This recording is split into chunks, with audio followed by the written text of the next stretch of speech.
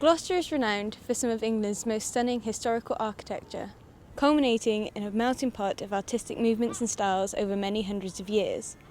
That's now to be continued into present day with an initiative that commissions respected artists to add their own contributions to the city's historical landscapes. We caught up with one of the commissioned artists.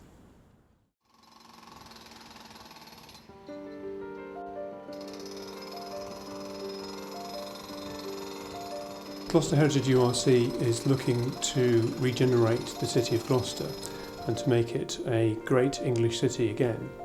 And one of the things that we need to do in the city centre is to improve the quality of the public space. We also want to create a wow factor, and public art should do that.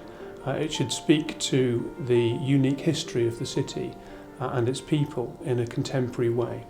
Coming out of the docks, we've got a place called Kimbrough Square, and that is a space in between the docks and the city centre.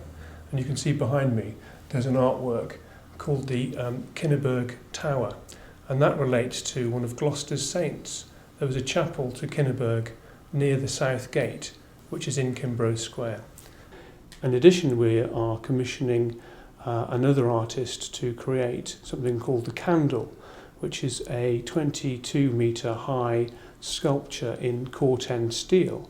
And that is a thin and elegant needle-like sculpture, which is something that relates to Ivor Gurney, one of Gloucester's noteworthy people, who was a war poet from the Great War. An area called Back Badge Square is having an attractive and elegant bit of art put in the floorscape, and that's a representation of boat hulls. The artwork is designed to be integrated completely onto the site, and for me that is something that's really important to my practice as a whole. Whenever I come up to do a design for a project, I often try and think in terms of how can I integrate it first and foremost. I was interested partly because I'd lived here and I knew the area. I have a great deal of interest in history, whether it's to do with the docks or to do with the history of Gloucester. And I also have a love of water, so in a sense quite often I get invited to do projects where there's water involved. I'm not the kind of artist who really likes to do things as a kind of independent sculpture. Yeah. I mean, there are people who will do that, and I have done it. But what excites me more is to actually come up with a design and using materials that get put into the site, whether it's on the ground or the wall or part of the building. And I do a lot of work on glass as well.